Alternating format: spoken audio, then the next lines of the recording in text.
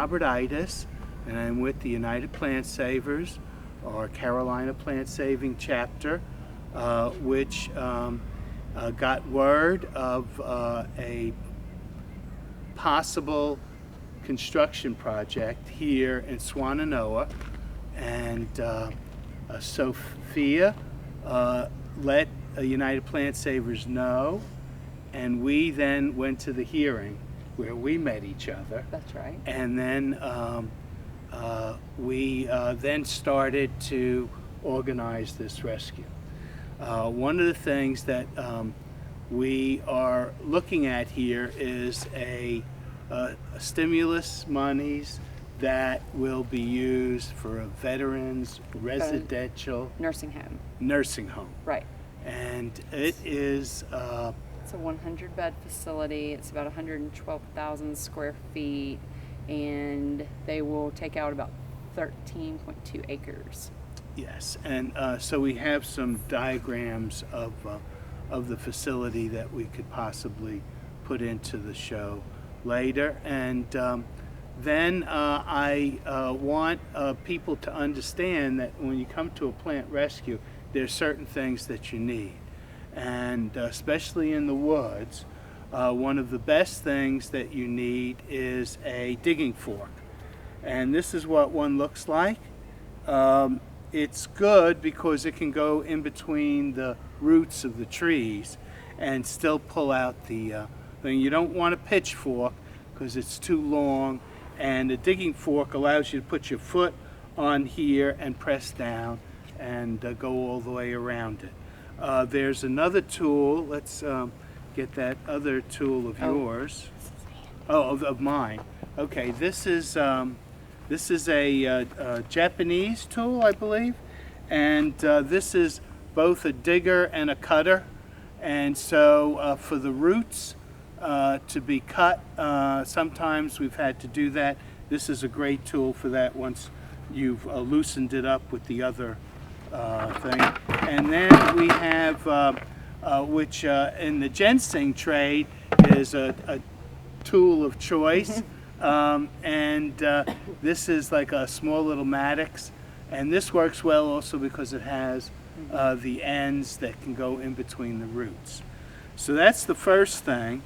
Then after that, we have the next thing is our plastic bags, and this is a collection of recycled bags that we've gotten from mostly from the grocery store, but from any of the big box stores will give you these too.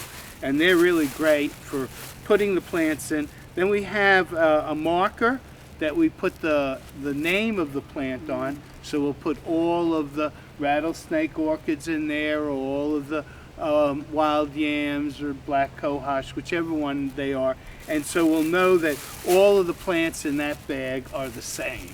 And then we take one of these buckets, and these 5-gallon buckets, and that has a handle. Now we've got 2 buckets here, but having the handle is the most important element of this. So you could then put those other plastic bags, recycled plastic bags with the plants in it, in here, and then the plants will still remain in their separate buckets when you pull out. And it's easier to carry this out. There you go. There you go. And so it's really light. With usually one hand carrying a bucket with a bunch of plants and the other hand carrying your tool. The other elements that we want to mention, after you've taken a plant, and we usually ask the plant for permission. Most of these plants we've been talking to realize that when we're coming along, we're here to save their butts. So we then drop some yellow corn. Now, traditionally, Cherokees drop tobacco. The yellow corn is a tradition from the Navajo, and I really like it better than dropping the tobacco. It just seemed a lot more healthy for me, and healthier for all the other plants that are going to have to hang out until the bulldozer comes. Obviously, we have some decisions that one has to make. when we're in an area like this. We've been in here a couple of weeks already, and it still looks about the same when we got here. So there's going to be a lot of plants that aren't medicinal, that aren't at risk, that aren't on the endangered list or threatened list, or being a rare plant, that we will leave for the bulldozer.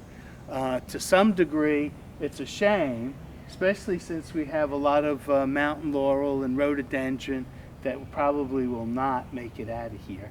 And of course, all of the big trees will not make it out. And our plant, Sister Ivy, some of you know her as poison ivy. She's climbing up that tree right there. She's gonna not make it either.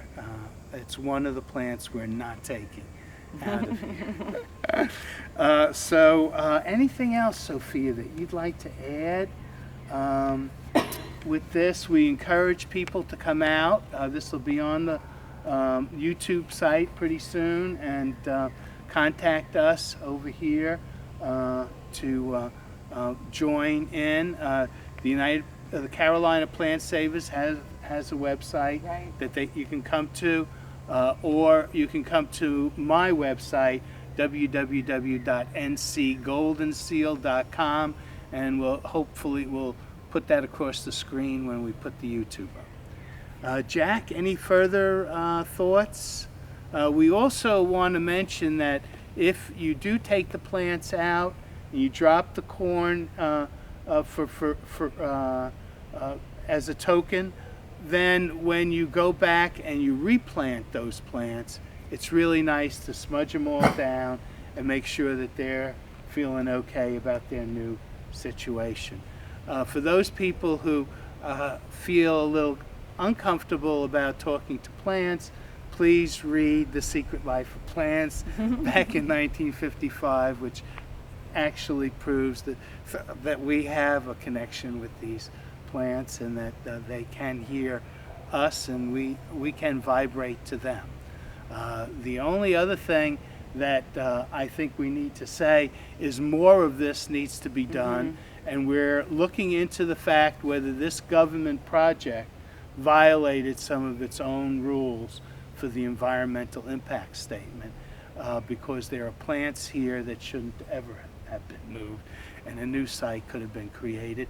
We want to emphasize that the project is an important project for the community. Absolutely. And yes. and we did not want in any shape or form to stop the project. No. So that's it, and we're going to be going out now, and you'll see us harvesting some plants. We're going to come back and get some of the smilax. Okay.